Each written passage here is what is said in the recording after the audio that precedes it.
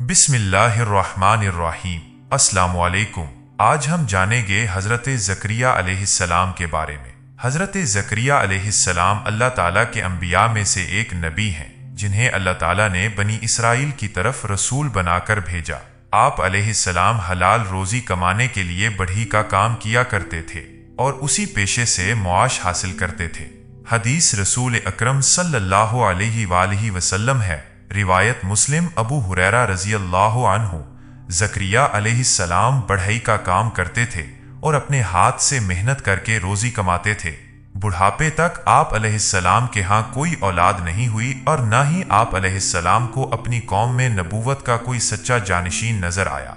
हज़रत ज़करिया अलैहिस्सलाम का हज़रत मरियम अलैहिस्सलाम की कफालत करना। हज़रत मरियम अलैहिस्सलाम की वालिदा काफ़ी अरसे तक बे औलाद रही। आखिरकार अल्लाह ताला के फजलो करम से जब उम्मीद हुई तो उन्होंने ये नज़र मानी कि अल्लाह ताला मुझे जो भी औलाद अता फरमाएंगे मैं उसे अल्लाह ताला के मुकद्दस घर बैतुल मुकद्दस की खिदमत के लिए वक्फ कर दूंगी। उनकी ख्वाहिश ये थी कि अल्लाह ताला उन्हें बेटा अता फरमाएंगे, लेकिन अल्लाह ताला की मर्जी वो जो चाहे अता फरमाए। अल्लाह ताला ने उन्हें बेटी अता फरमाई। बेटी पैदा होने पर उन्होंने उसका नाम मरियम रखा और अल्लाह रब्बुल इज़्ज़त से अर्ज पैरा हुई कि ए अल्लाह, मेरे यहाँ बेटी पैदा हुई है। अल्लाह ताला ने उन्हें इल्हाम किया कि इसे मेरी राह में वक्फ कर दो। लिहाजा वो हज़रत मरियम अलैहिस्सलाम को लेकर बैतुल मुकद्दस हाजिर हुई। वहाँ चंद अफराद तौरात लिख रहे थे। इनमें से हर एक ने हज़रत मरियम अलैहिस्सलाम की कफालत की ख्वाहिश जाहिर की। आखिरकार ये तय पाया कि कुरा के तौर पर नहर उर्दन में अपने अपने कलम डालो। जिसका कलम पानी की तह में बैठकर ऊपर उठाएगा वही उसकी कफालत करेगा। ये सआदत अल्लाह रब्बुल इज़्ज़त ने हज़रत ज़करिया अलैहिस्सलाम के नसीब में लिखी थी। लिहाजा जब कुरा अंदाजी हुई तो आप अलैहिस्सलाम का कलम पानी की तह में बैठकर ऊपर उठाया और दूसरों के कलम पानी में बह गए। बाला तफाक सब ने ये तस्लीम कर लिया कि हज़रत मरियम अलैहिस्सलाम की कफालत हज़रत ज़करिया अलैहिस्सलाम ही करेंगे। आपने हज़रत मरियम अलैहिस्सलाम की कफालत शुरू कर दी और उनका एक मुस्तकिल कमरा अलग से बनवाया जिसमें सिवाय हज़रत ज़करिया अलैहिस्सलाम के कोई दूसरा नहीं जा सकता था। आप हज़रत मरियम अलैहिस्सलाम को ज़रूरत की तमाम अशिया उनके कमरे में पहुंचाया करते थे। जब हज़रत ज़करिया अलैहिस्सलाम हज़रत मरियम अलैहिस्सलाम के कमरे में दाखिल होते तो वहां पर बेमौसम फल पाते। एक मर्तबा आपने हज़रत मरियम अलैहिस्सलाम से पूछा, ये फल कहाँ से आए हैं? उन्होंने जवाब दिया, ये अल्लाह ताला के पास से आए हैं और अल्लाह ताला जिसे चाहते हैं बेहिसाब रोजी अता फरमाते हैं। फरमाने इलाही है, सूरह इमरान आयत 35 ता 37। अल्लाह सुन रहा था जब इमरान की बीवी ने कहा, ए मेरे रब, मैंने अपने पेट के बच्चा को तेरे लिए वक्फ करने की नजर मानी है, मेरी तरफ से उसे कबूल फरमा।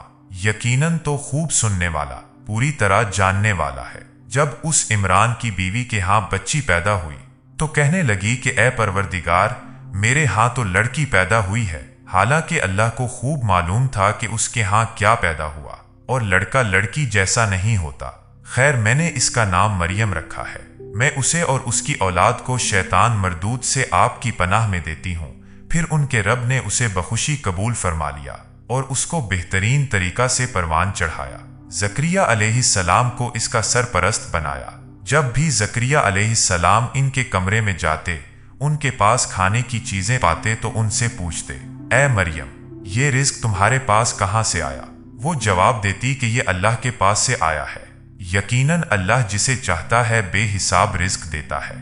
जब हज़रत ज़करिया अलैहिस्सलाम ने हज़रत मरियम अलैहिस्सलाम के पास बेमौसम फल देखे तो आप अलैहिस्सलाम के दिल में भी औलाद की ख्वाहिश शिद्दत से पैदा हुई। इस वक्त अगरचे आप खुद भी बूढ़े कमजोर हो चुके थे, आप अलैहिस्सलाम के सर के बाल भी सफेद हो चुके थे और बीवी भी बूढ़ी और बांझ थी, मगर फिर भी आप अलैहिस्सलाम अल्लाह ताला की रहमत से ना उम्मीद नहीं हुए और चुपके चुपके अल्लाह ताला से औलाद के लिए दुआएं मांगी।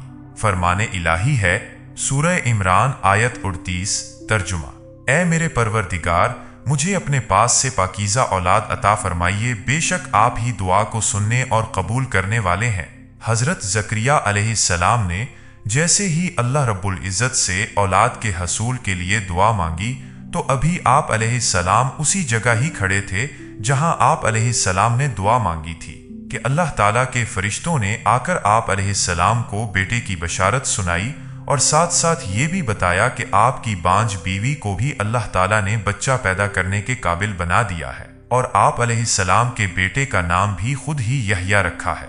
فرمان الہی ہے سورہ مریم آیت 2 تا 7۔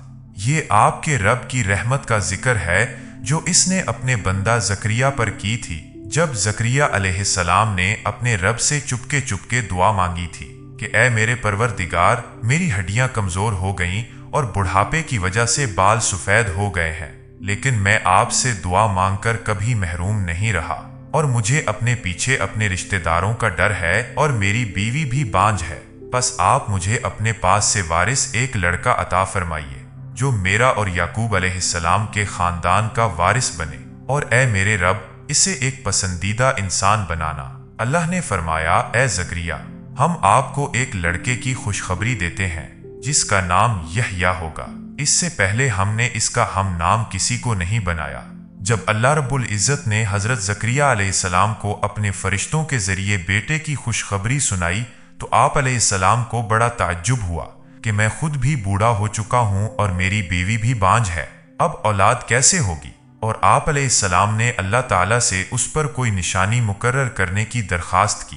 اللہ تعالیٰ نے نشانی یہ مقرر فرمائی کہ 3 دن اور 3 رات تک آپ لوگوں سے بات نہیں کر سکو گے، صرف اشاروں سے بات کو سمجھا پاؤ گے۔ فرمان الہی ہے سورہ مریم آیت 8 تا 11۔ زکریہ علیہ السلام نے کہا، اے میرے رب، میرے ہاں بچہ کیسے ہوگا جبکہ میری بیوی بانجھ اور میں خود انتہائی بوڑھا ہو چکا ہوں؟ ارشاد ہوا کہ اسی طرح ہوگا۔ آپ کے رب نے فرمایا کہ مجھ پر تو یہ کام بالکل آسان ہے، اور اس سے پہلے میں تمہیں پیدا کر چکا ہوں جبکہ تم کچھ بھی نہ تھے۔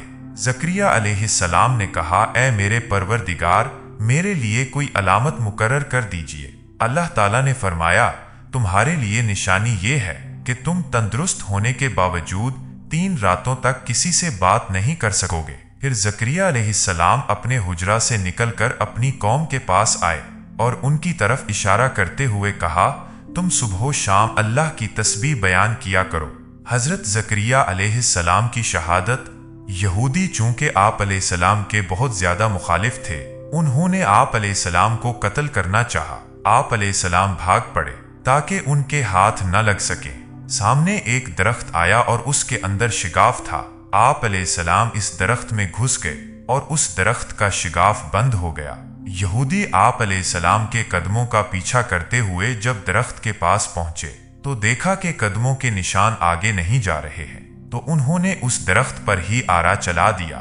جب آرا زکریہ علیہ السلام کی پسلیوں تک پہنچا تو آپ علیہ السلام کے منہ سے کراہنے کی آواز نکلی۔ اللہ تعالیٰ نے آپ علیہ السلام پر وحی فرمائی کہ اگر آپ کا کراہنا بند نہ ہوا تو میں پوری زمین کو تمام مخلوقات سمیت الٹ کر تباہ کر دوں گا، اور اگر آپ نے صبر سے کام لیا تو میں ان یہود پر اپنا غضب نازل کروں گا۔